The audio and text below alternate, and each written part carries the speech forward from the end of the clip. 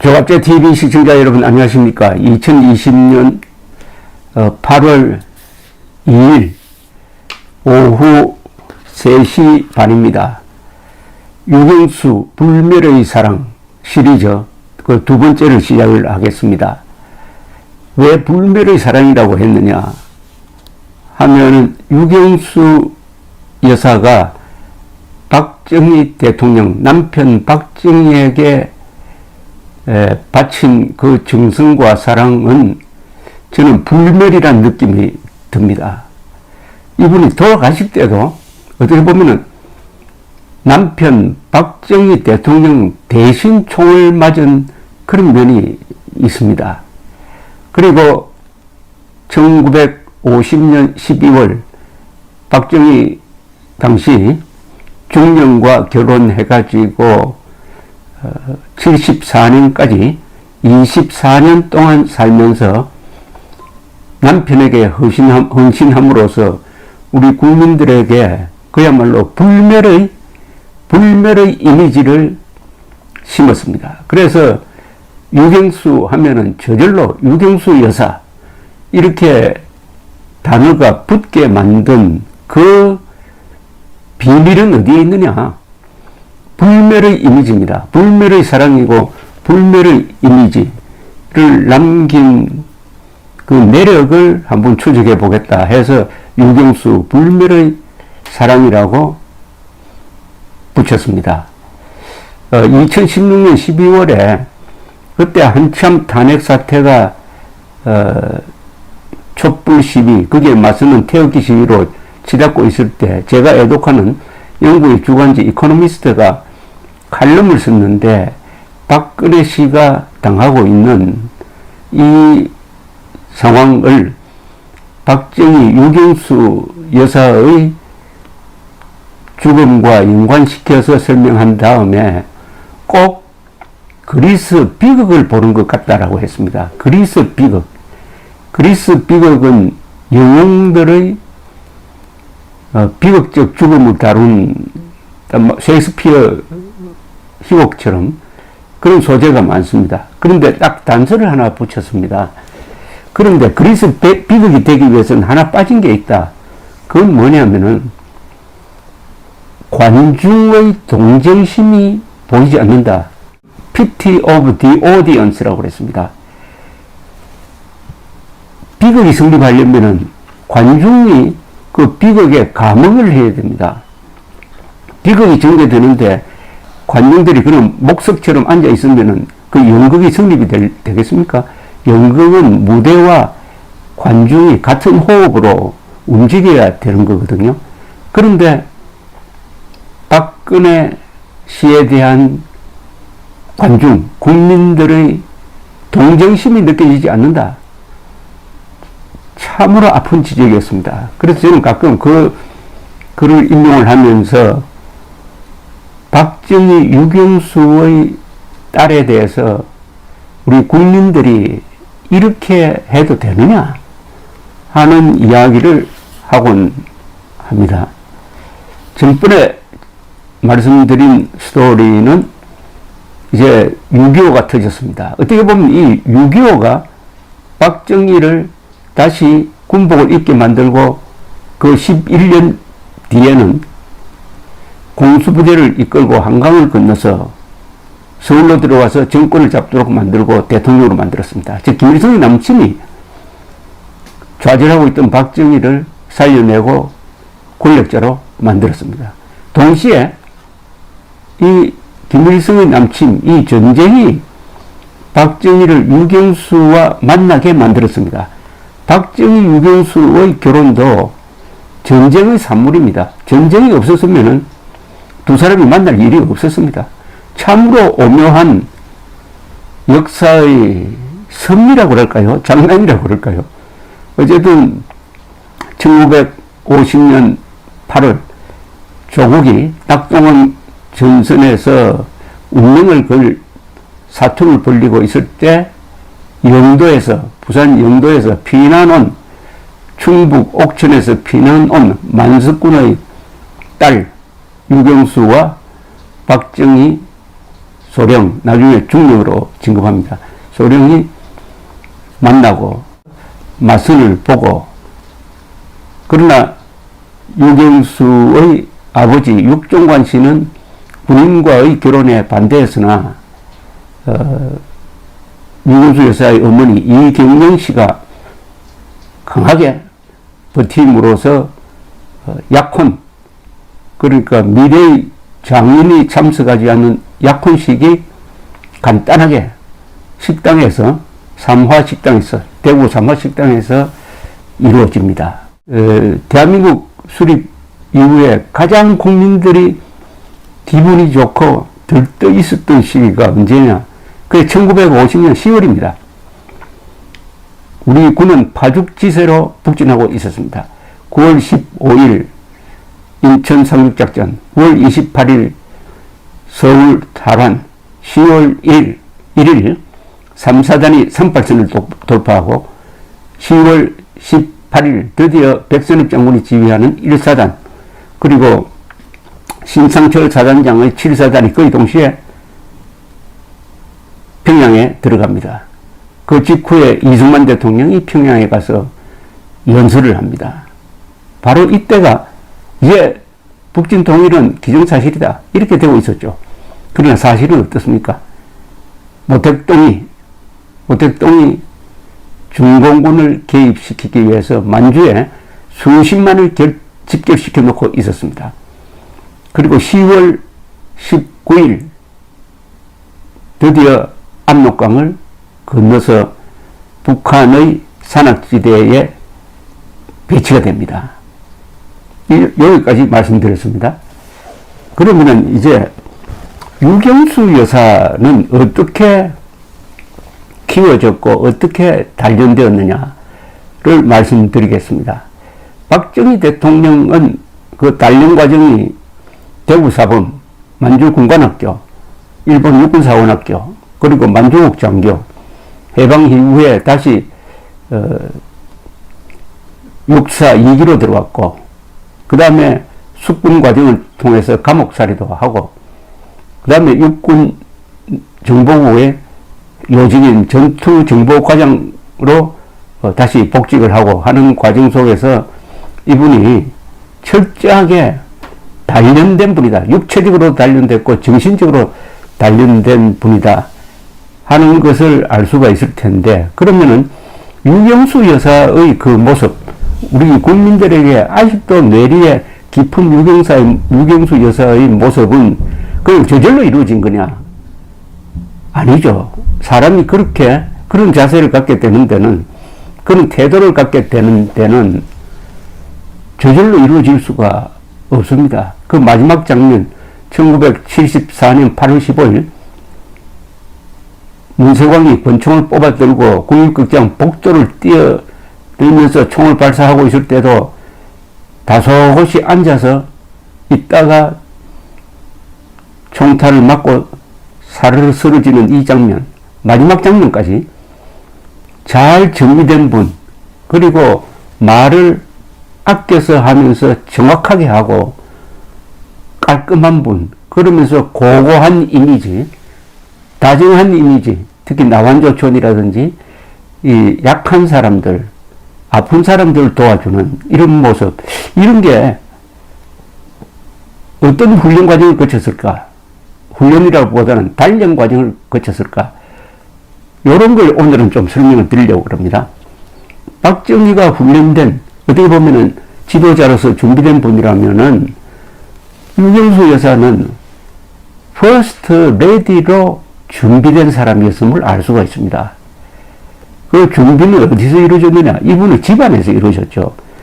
이 유경수 여사의 아버지가 굉장한 사람이었습니다. 쉽게 말하면 굉장하다는 뜻은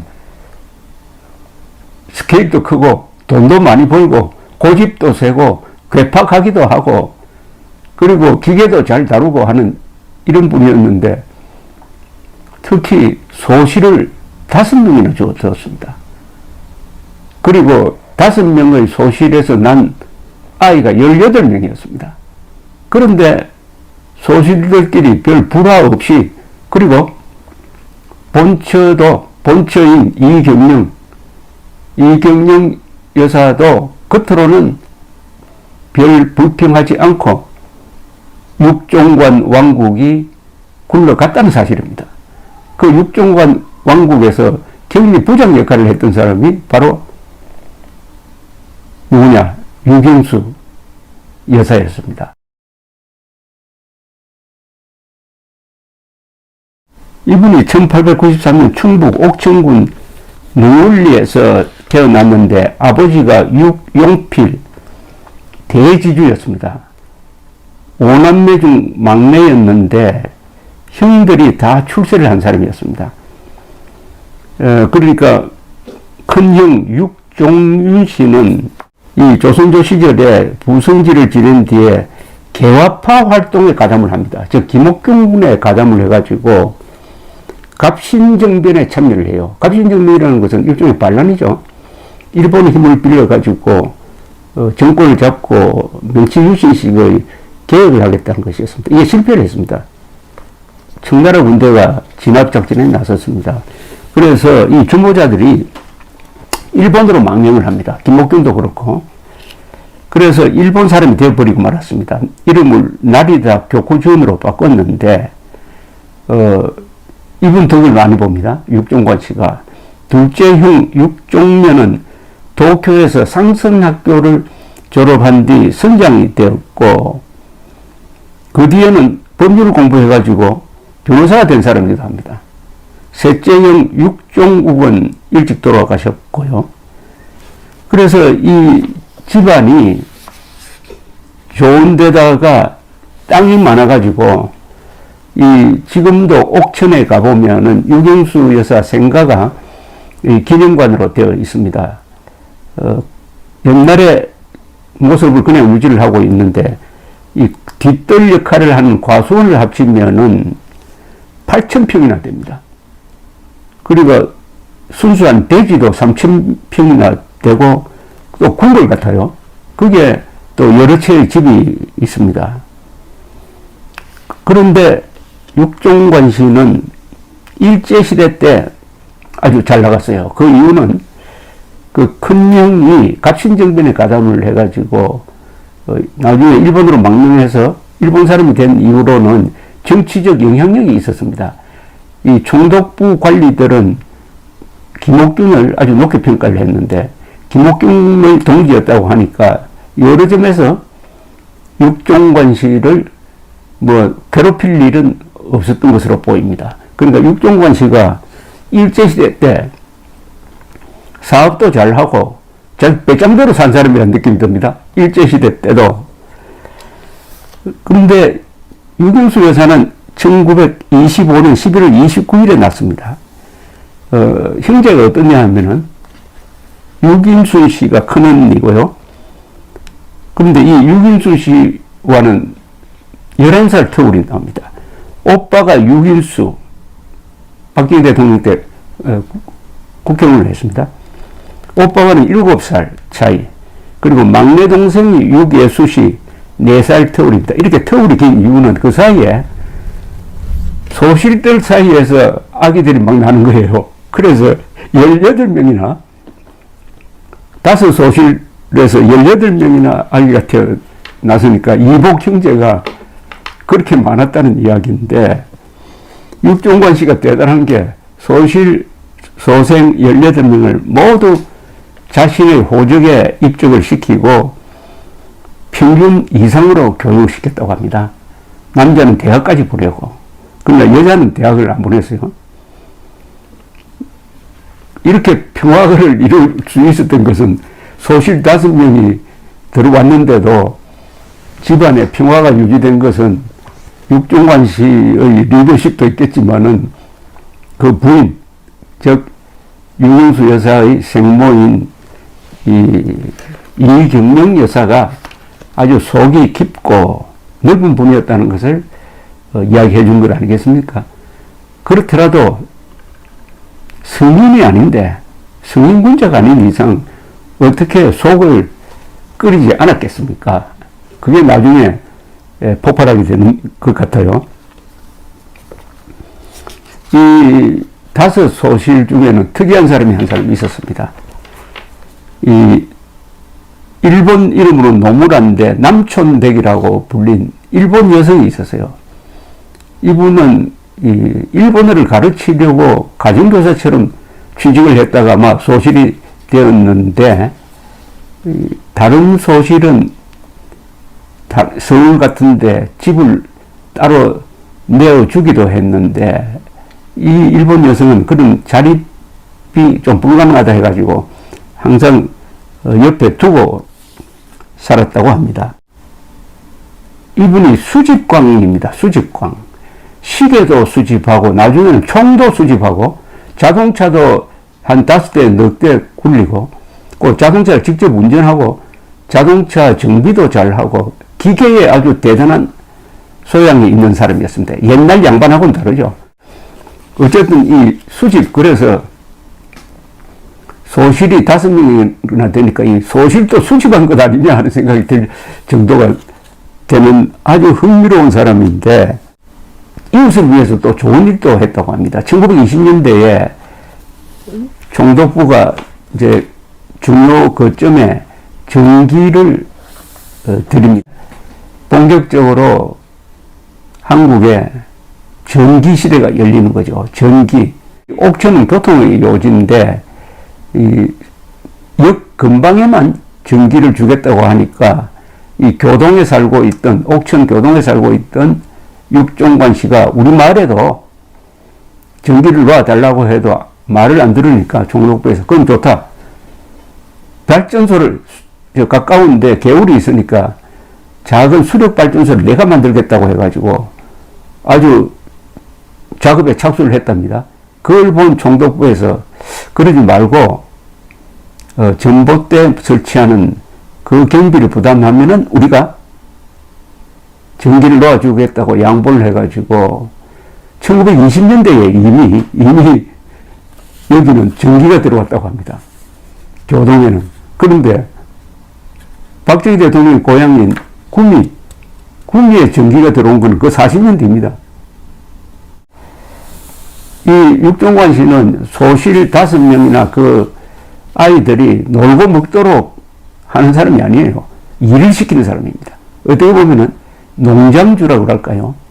이 자기의 왕국인데 생산성을 항상 따지는 사람이니까 돈을 뭐 그냥 공짜로 쓰고 하는 사람이 아니었습니다.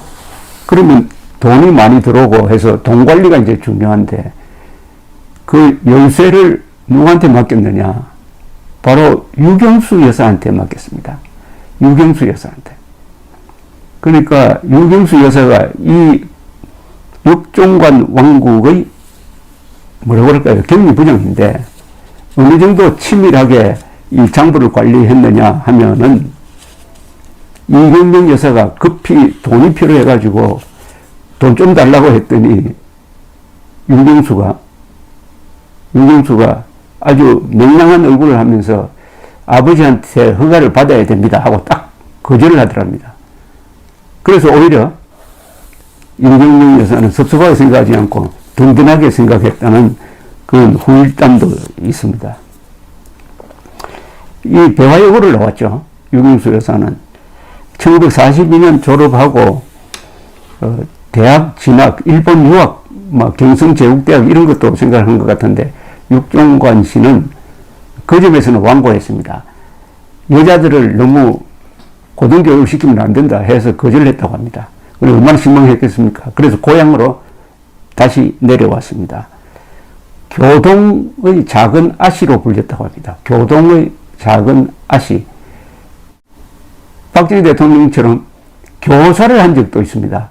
가사 선생. 그러다가 한 1년 남짓 하다가 남자 교사가 좀 짓궂은 농담을 하니까 그만두었다고 합니다.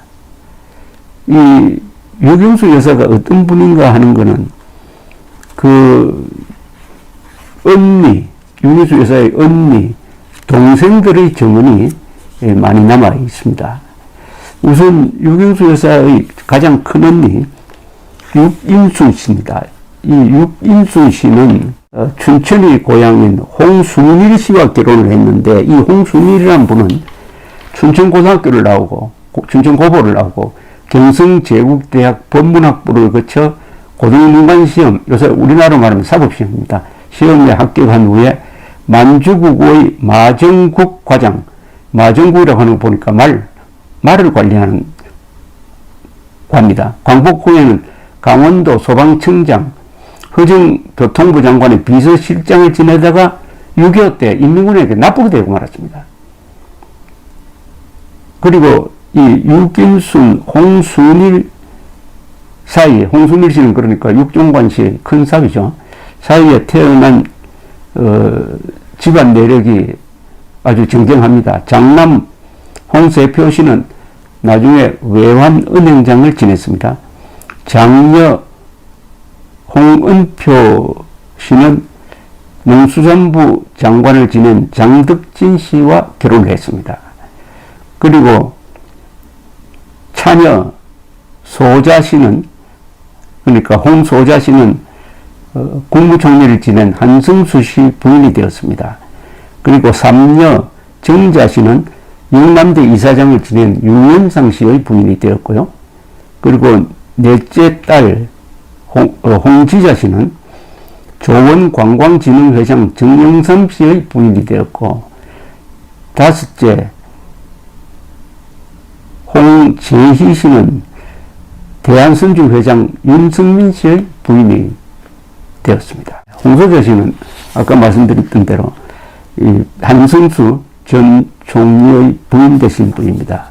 이분이 기억하고 있는 유경수 여사는 이런 모습이었습니다. 그러니까 이모죠. 이모가 우리 집에 오면은 우리 식구가 그렇게 좋아할 수가 없었습니다. 집안 분위기가 환해지더군요. 온화하게 웃으며 조용조용하게 말하는데 사근사근 잔잔한 신인물 같았어요. 그래요. 난 그렇게 하는 게 좋아. 가벼운 충청도 사투리로 표정을 지어가면서 말하면은 저는 이모가 너무 좋아서 어떤 때는 그런 이모와 내가 함께 손잡고 걷는 것이 사실인가 하고 한 번 더 얼굴을 쳐다보기도 했습니다. 이런 이미지가 바로 국민들이 본 유경수 여사의 이미지죠. 유경수 여사가 집에 오면은 집안이 갑자기 환해졌다. 그런 느낌. 유경수 여사가 퍼스트 레디가 되고 어느 자리에 나타나면은 그 자리가 환하게 보였다.